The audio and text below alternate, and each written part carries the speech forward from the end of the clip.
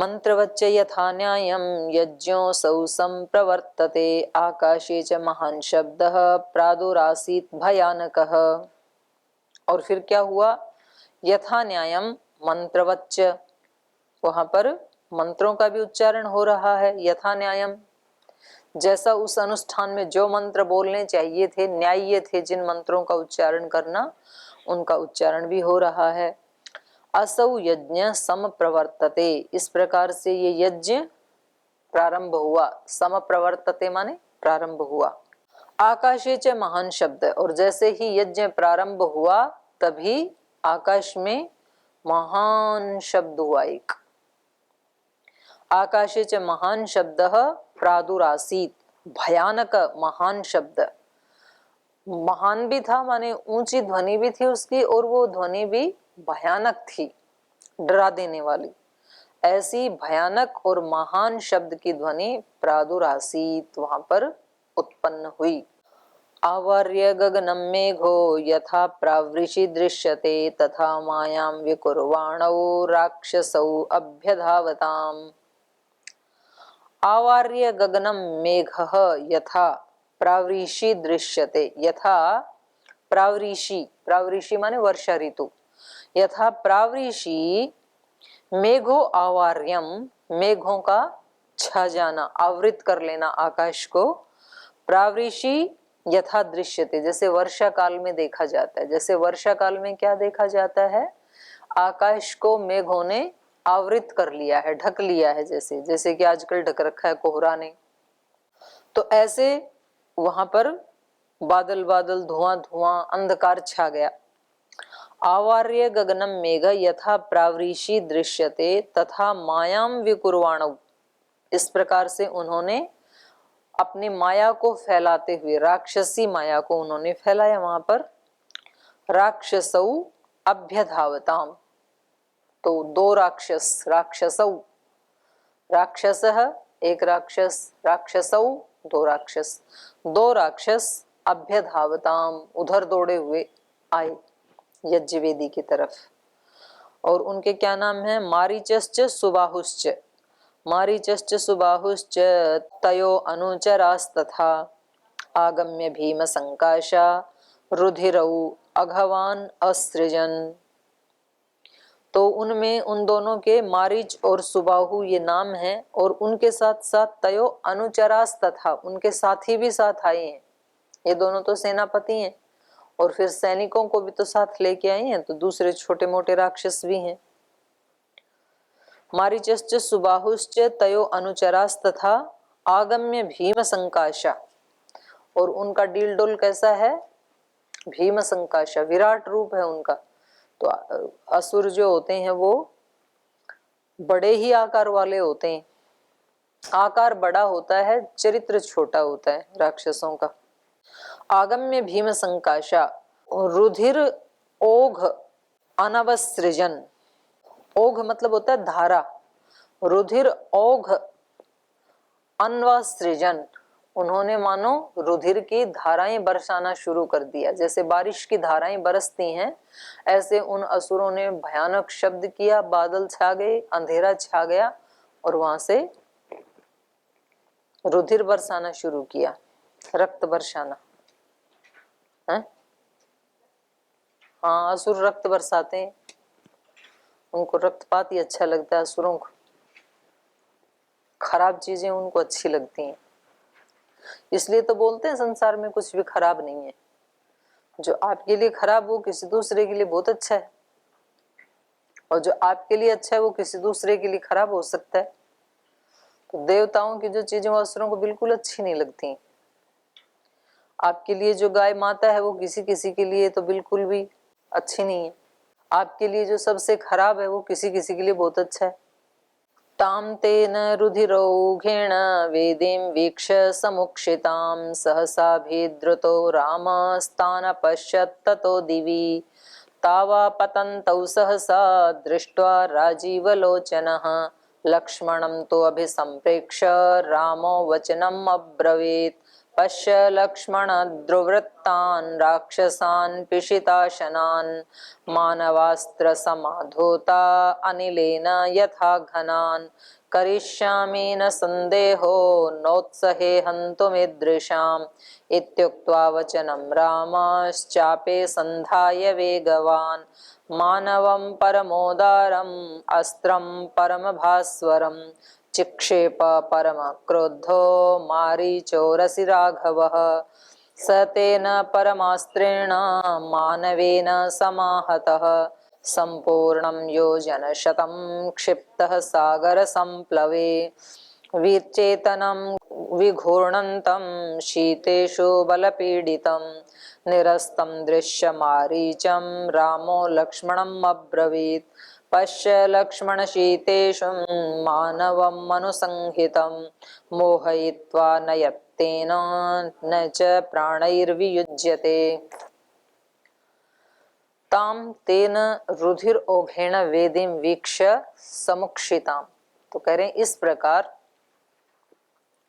तेन उनके द्वारा रुधिर ओघेण वेदीं वीक्ष्य रुधिर से भीगी हुई, रुधिर की बूंदों से, रुधिर ओघेण रुधिर की धाराओं से भीगी हुई वेदीं वीक्ष्य, वेदी मतलब उसके आसपास, वो तो वहां आके बरसा रहे थे तो उसके चारों तरफ या किसी एक तरफ जहां भी वो गिरी रक्त की धाराएं तो भूमि गीली हो गई उससे। सहसा अभिद्रुतो रामः तान अपश्यत ततो दिवी, तो जिधर वो रक्त की धाराएं गिरी उधर सहसा राम अभिद्रुत, तुरंत उसी समय यकायक राम द्रुत उधर दौड़े, और जब उधर दौड़े तो ततो दिवी तान अपश्यन, तो उनको देखा द्युलोक में है वो दोनों, मारीच और सुबाहु ऊपर आकाश में हैं और वहां से बारिश कर रहे हैं। तौ आपतन्तौ सहसा दृष्ट्वा राजीव लोचनः, राजीव लोचनः माने कमल नयन, जिनके कमल के समान निर्मल निर्लिप्त आंखें हैं। तो ये सार्थक संबोधन है। कमल क्या करता है, अपने ऊपर पानी की बूंद को या कीचड़ को लिप्त नहीं होने देता, उसके ऊपर आप डाल भी देंगे, पहली बात तो नीचे वो पानी और कीचड़ में ही पैदा होता है कमल, तो जितना जितना आप कीचड़ और पानी को बढ़ाएंगे तो उसकी नाल बढ़ जाती है, वो उससे लिप्त होता नहीं, टच होता नहीं उससे। और फिर भी आप यदि ऊपर से डालना चाहें उसके ऊपर कीचड़ या पानी तो वो तुरंत नीचे खिसक जाएगा, ऐसा उसका स्वभाव है। तो ये जो महापुरुष हैं, राजीव लोचन शब्द श्री राम के लिए या कृष्ण के लिए, ऐसे योगियों के लिए प्रयुक्त होता है। तो इसका अभिप्राय ये है कि जो योगी की दृष्टि होती है उसमें कोई मल रहता नहीं है, निर्मल दृष्टि होती है, वो किसी के दोषों को देखते नहीं है, बुराइयों को देखते नहीं है। तौ आपतन्तौ सहसा दृष्ट्वा राजीव लोचना, इस कमल नयन श्री राम ने इन दोनों को आपतन्तौ, जो बड़े वेग से मानो गिर जाएंगे अभी बिजली की तरह से, जैसे बिजली आती हुई गिरती हुई दिखती है ना उधर से, तो ऐसे आपतन्तौ सहसा दृष्ट्वा, उनको इधर ही आता हुआ देख करके लक्ष्मणं तु अभिसंप्रेक्ष्य राम वचनम अब्रवीत, लक्ष्मणं तु अभिसंप्रेक्ष्य, लक्ष्मण की तरफ देख करके राम अब्रवीत वचनम, राम ने ये शब्द कहे। जो जैसे देखते हैं तो दोनों पास ही खड़े थे, तो एकदम उन्होंने लक्ष्मण की तरफ देखा, देखने का मतलब ही क्या है, लक्ष्मण को बताया कि आ गए हैं वो। पश्य लक्ष्मणः दुर्वृत्तान राक्षसान पिशित अश्नान, हे लक्ष्मण इन दुर्वृत्तान बुरी वृत्ति वाले राक्षसों को देखो। और ये कैसे हैं, पिशित अश्नान मांस खाने वाले, मांस भक्षी इन राक्षसों को हे लक्ष्मण देखो, ये कैसे दुर्वृत्ति वाले हैं, दुष्ट वृत्ति वाले हैं।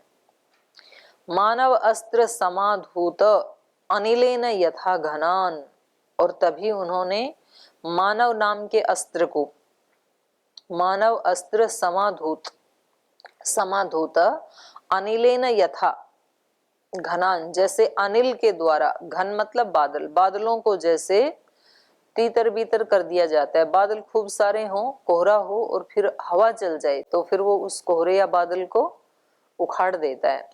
तो ऐसे ही मानव अस्त्र से जैसे कि वायु बादलों को नष्ट कर देती है, ऐसे ही करिष्यामि, मैं इन दोनों को भी नष्ट कर दूंगा। नष्ट कर दूंगा मतलब भगा दूंगा, क्योंकि हवा बादलों को इधर उधर तीतर बीतर कर देती है, भगा देती है। करिष्यामि न संदेह, इसमें कोई संदेह नहीं है कि मैं इन दोनों को ऐसे ही यहां से भगा दूंगा जैसे कि वायु बादलों को भगा देती है। न उत्सहे हंतुम ईदृशान, ऐसे इन नीच आत्माओं को मैं मारना नहीं चाहता हूं, मारना नहीं चाहता हूं, यहां से भगा देना चाहता हूं। क्यों नहीं मारना चाहते हैं? क्योंकि वो उनको अत्यंत क्षुद्र समझते हैं। तो कहते हैं कि इनको भी क्या मारना, अपने बराबर वाले किसी वीर योद्धा को मारूं मैं, इनको क्या मारो, ये तो इतने नीच है, पर इनको मैं यहां से भगा दूंगा।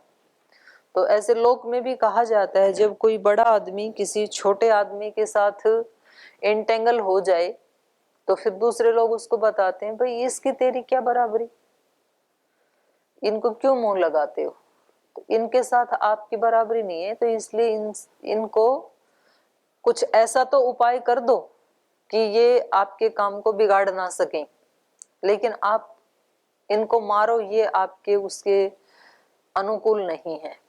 तो इसलिए ये लक्ष्मण से कह रहे हैं कि मैं इनको भगा तो ऐसे दूंगा जैसे कि वायु बादलों को भगा देती है, लेकिन मारना नहीं चाहता हूं। मेरे मन में इनको मारने की इच्छा नहीं है, क्योंकि ये हमारे काम को बिगाड़ रहे हैं, यज्ञ में बाधा डाल रहे हैं, तो इसलिए भगाना तो हमारा कर्तव्य है, लेकिन इनको मारने की मुझे कोई इच्छा नहीं है। इत्युक्त्वा वचनम रामः चापे संधाय वेगवान, ऐसा कहकर के श्री राम ने मानव अस्त्र को संधाय, संधान किया, वेगवान, जो वेगवान चाप है वहां पर मानव अस्त्र का संधान किया। मानवम परमोदारम अस्त्रम, मानव नाम के परम उदार अस्त्र को, जो परम भास्वरम, अत्यंत तेजस्वी था, वो चमकीला था, प्रकाशमान था, ऐसे उस अस्त्र को चिक्षेप, फेंका। परम क्रुद्धो मारीचः उर्सी राघवः, तो इन्होंने अत्यंत क्रोध से भर करके, मारीचः उर्सी, उर्सी मतलब वक्षस्थल में, छाती में, मारीच की छाती में राघव ने परम क्रुद्ध चिक्षेपः, क्रोधित होकर के उस बाण को फेंका, मानव नाम के अस्त्र को फेंका। स तेन परम अस्त्रेण मानवेन समाहतः, तो कह रहे हैं कि वो जैसे ही मानव नाम का अस्त्र उसको लगा, स वह मारीच, तेन परम अस्त्रेण, उस परम अस्त्र से, मानवेन मानव नाम के परम अस्त्र से, सम आहत, आहत हो गया, और संपूर्णम योजन शतम क्षिप्तः सागर संप्लवे, और वो उसको मतलब जैसे इतना वेग से वो मानव नाम का अस्त्र उन्होंने चलाया कि वहां उसकी छाती में लगते ही वो 100 योजन दूर जाकर के गिरा। सागर संप्लवे, सागर के पानी में जाकर के गिरा। तो ये कहाँ की बात है? सागर कौन सा नजदीक पड़ेगा वहां से? तट का कवन कौन सा प्रदेश बताया था इन्होंने? बिहार साइड वाला। तो बिहार साइड में सागर कौन सा मिलेगा? बंगाल की खाड़ी। तो बंगाल की खाड़ी में जाके गिरा 100 योजन दूर। संपूर्णम योजनम शतम क्षिप्त सागर संप्लवे, तो वो जाकर के सागर में गिरा। इतना मतलब इतने वेग से उसको बाण मारा, 100 योजन दूर जाकर के गिरा। विचेतनम विघूर्णंतम शीतेषु बलपीडितम निरस्तम दृश्य मारीचम रामो लक्ष्मणम अब्रवीत, तो कहा शीतेषु बलपीडितम, वो जो बलवान को भी पीड़ित कर देने वाला, शीतेषु, शीतेषु नामक जो मानव अस्त्र है उससे पीड़ित होकर के, विचेतनम, चेतना रहित हो गया, बेहोश हो गया। और विघूर्णंतम, विघूर्ण होता है घूमना, घूर्ण मतलब घूमना, विघूर्ण माने अच्छी तरह घूमना। तो वो चक्कर खा गया, ऐसे ऐसे घूमता घूमता घूमता घूमता जल में जाके गिरा। विघूर्णंतम विचेतनम, उसका सिर चकरा गया होगा, छाती में लगा तो अस्त्र, और वो ऐसे चक्कर खाता हुआ और बेहोश होकर के, विचेतनम, निरस्तम, निरस्त होकर के, निरस्तम दृश्य मारीचम रामः लक्ष्मणम अब्रवीत। इस प्रकार से उसको चक्कर खा करके और उस जल में 100 योजन दूर जाकर के गिरा हुआ देख करके लक्ष्मण से श्री राम ने कहा, पश्य लक्ष्मण सीतेषु मानवम मनुसंहितम मोहयित्वा नयत्वेनम नयत्तेनम न च प्राणै वियुज्यते। कह रहे हैं कि देखो लक्ष्मण, पश्य लक्ष्मणम सीतेषु मानवम मनुसंहितम, मनु के द्वारा इस बाण का निर्माण किया गया, माने उसकी शक्ति के द्वारा इस मानव अस्त्र को तैयार किया गया, उससे मोहयित्वा नयत्तेनम, इस मानव नाम के अस्त्र ने उसको मोहयित्वा मूर्छित करके, नयत्तेनम इसको ले जा रहा है, ले तो गया इसको, लेकिन न प्राणै वियुज्यते, लेकिन प्राणों से मुक्त नहीं किया, मारा नहीं उसको, लेकिन बेहोश करके मूर्छित करके उसको दूर ले जाया गया इस बाण के द्वारा। इमानपि वधिष्यामि निघृणान् दुष्टचारिण राक्षसान् पाप कर्मस्थान् यज्ञघ्नान् रुधिराशनान् इत्युक्त्वा लक्ष्मणं चाशु लाघवं दर्शयन्निव विगृह्य समुसहच्चास्त्रम् आग्नेयं रघुनन्दन सुबाहुरसि चिक्षेप सविद्ध प्राप तद्भुवि शेषान् वायव्यमादाय निजघान महायशा राघवः परमोदारो मुनीनां मुदमावहन् स हत्वा राक्षसान् सर्वान् यज्ञघ्नान् रघुनन्दनः ऋषिभिः पूजितस्तत्र यथेन्द्रो विजये पुरा। अथ यज्ञे समाप्ते तो विश्वामित्रो महामुनिः निरीतिका दिशो दृष्ट्वा काकुत्स्थमिदमब्रवीत् कृतार्थोऽस्मि महाबाहो कृतं गुरुवचस्त्वया सिद्धाश्रमम् इमं सत्यं कृतं वीरमहायशः स हि रामं प्रशस्यैवं ताभ्यां संध्यामुपागमत्। तो इस प्रकार एक को तो बेहोश करके राम ने भेज दिया, मारीच को तो, और कहा इमान अपि वधिष्यामि, इनको मारूंगा। उसको तो कहा मारूंगा नहीं, और इनको मारूंगा। इमान अपि वधिष्यामि निघृणान् दुष्टचारिणः, ये कैसे हैं? निघृणान्, घृणित काम करने वालों को, दुष्टचारिण, दुष्ट आचरण करने वालों को, राक्षसान, इन राक्षसों को, ईमान दुष्टचारिणः निघृणान राक्षसान वधिष्यामि।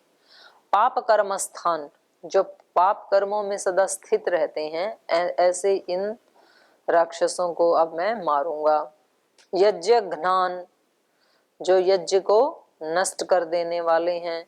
रुधिर अश्नान, और जो रक्त का पान करने वाले हैं, माने मांसाहार करने वाले हैं, ऐसे इन दुष्टचारियों को मैं मार गिराऊंगा अभी।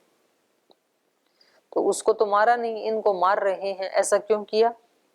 उसको तो पहले ही कह दिया था कि मैं उसको मारूंगा नहीं, क्योंकि वो इनका सेनापति है, और इनको मार डालूंगा तो सेनापति को तो मारना चाहिए, सेना को तो नहीं मारना चाहिए, क्योंकि वो तो निर्दोष होती है ना। तो ऐसा क्यों किया इन्होंने? रावण को एक मैसेज देने के लिए ऐसे किया, क्योंकि वो रावण के ही अंडर में काम कर रहे थे ना। तो बोले वो जा करके उनको बता देगा कि सब के सब राक्षस मारे गए, सारी सेना मारी गई। तो इसलिए कहा कि अब मैं इनको भी देख न मार गिराऊंगा, ये जो बच गए हैं ना। एक को छोड़ दिया जो उनका सबसे ज्यादा वो था, मुख्य व्यक्ति था, बलवान व्यक्ति था, उसको बेहोश करके और उसको आहत करके उसको समुद्र में फेंक दिया। इत्युक्त्वा लक्ष्मणं चाशु लाघवं दर्शयन्निव विगृह्य सुमहच्च अस्त्रम आग्नेयम रघुनंदनः। इत्युक्त्वा रघुनंदनः लक्ष्मणम, ऐसा उस रघुनंदन ने लक्ष्मण को कह करके आशु लाघवम दर्शयन इव, आशु बड़ी फुर्ती से, लाघवम दर्शयन इव बड़ी फुर्ती दिखाते हुए, लघुता दिखाते हुए, क्योंकि ये तो बहुत जल्दी का काम होता है, 1 सेकंड में तो फिर परिणाम उल्टा हो जाएगा। जिस समय पाकिस्तान का कोई आतंकवादी सीमा में घुस रहा है, तो यदि 1 सेकंड की पहरेदार ने ढील कर दी तो इतनी देर में तो फिर क्या हो जाएगा, वो उस पहरेदार को भी मार देगा और देश में भी घुस जाएगा और कई लोगों की मृत्यु का कारण बन जाएगा, तो परिणाम उल्टा हो जाएगा। और 1 सेकंड में यदि मार दिया तो देश की विजय होगी, सैनिक भी पुरस्कार का पात्र बनेगा, तो परिणाम उल्टा हो जाएगा। तो इसलिए यहाँ राम ने भी उन सब को मारने के लिए आशु लाघवम दर्शयन इव, अपने हाथ की सफाई दिखाते हुए, फुर्ती दिखाते हुए, तुरंत क्विक एक्शन लेना है। हमारे मन में भी जो वेग आते हैं, वो एक क्षण यदि उसका सिर नहीं काट दिया तो फिर तो वो सारा हमारा किया कराया सब बर्बाद करके चला ही जाएगा। काम का वेग, क्रोध का वेग, मोह का वेग, लोभ का, अहंकार का, ये सारे जो वेग हैं, ये एक क्षण में पैदा होते ही उसको मारना है। पैदा होने के बाद यदि आपने फिर हथियार उठाए, तब तक तो वो पूरा अपना साम्राज्य जमा लेता है हमारी अस्तित्व के ऊपर। तो इन्होंने बहुत फुर्ती दिखाते हुए आशु लाघवम दर्शयन्निव विगृह्य सुमहच्च अस्त्रम आग्नेयम, आग्नेय नाम के सुमहत अस्त्र को इन्होंने ग्रहण किया। पहले मानव अस्त्र को ग्रहण किया, यहाँ आग्नेय अस्त्र को इन्होंने ग्रहण किया। और सुबाहु उर्सी चिक्षेपः, और सुबाहु की छाती में उसको चिक्षेपः फेंक दिया, उसको मारा।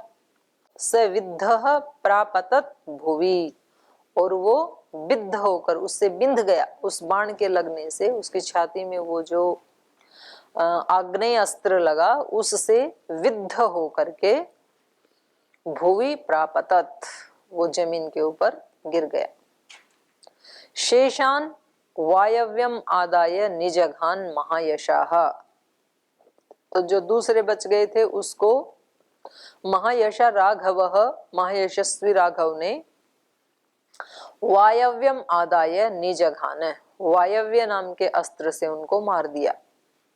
परमोदारो मुनि नाम मुदम आवहन, और फिर उनका संहार करने से मुनि नाम परम उदार मुदम, मुनियों के लिए इन्होंने परम उदार आवहन मुनि नाम, परम प्रसन्नता को उत्पन्न कर दिया। बड़े खुश हुए मुनि तो कि भाई सब के सब असुरों का ही नाश कर दिया, अब कुछ भी बचा ही नहीं।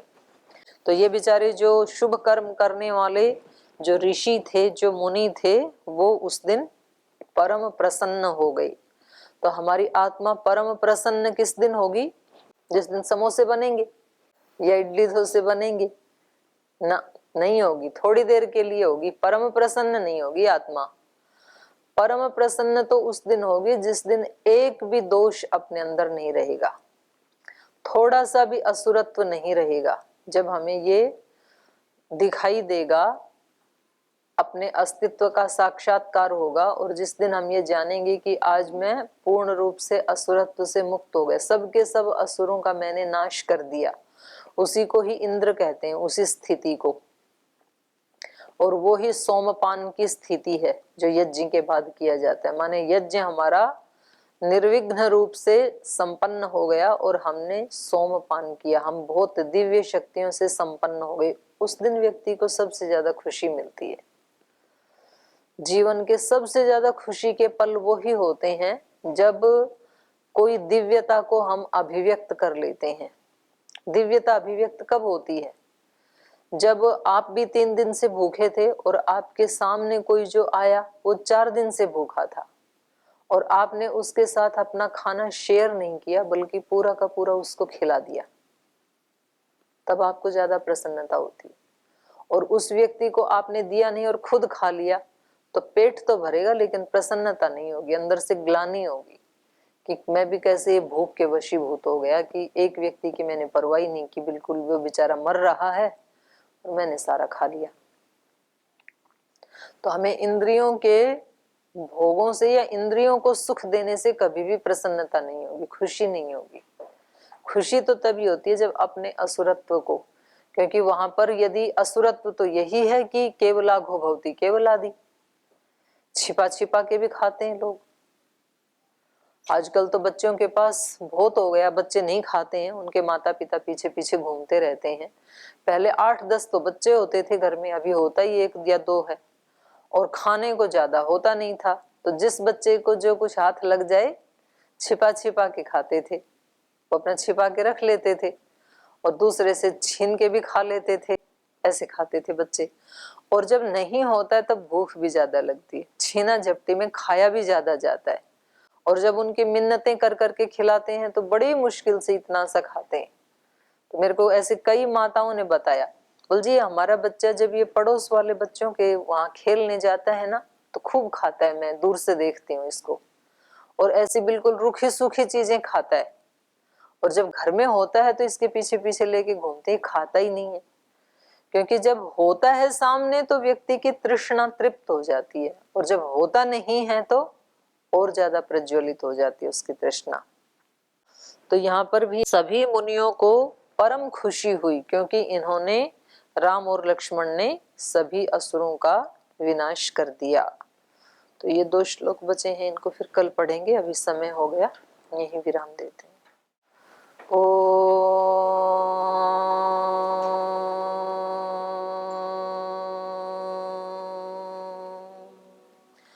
शांति शांति शांति। श्री गुरुभ्यो नमः। हे हृदयेश्वर हे सर्वेश्वर हे प्राणेश्वर हे परमेश्वर हे हृदयेश्वर हे सर्वेश्वर हे प्राणेश्वर हे परमेश्वर हे समर्थ है करुणा सिंधु हे समर्थ है करुणा सिंधु विनती स्वीकार करो विनती स्वीकार करो। भूल दिखा कर उसे मिटा कर भूल दिखा कर उसे मिटा कर अपना प्रेम प्रदान करो अपना प्रेम प्रदान करो। पीर हरो हरि पीर हरो पीर हरो हरि पीर हरो पीर हरो हरि पीर हरो पीर हरो हरि पीर हरो। हे हृदयेश्वर हे सर्वेश्वर हे प्राणेश्वर हे परमेश्वर हे प्राणेश्वर हे परमेश्वर हे प्राणेश्वर परमेश्वर। ओम श्री गुरुभ्यो नमः।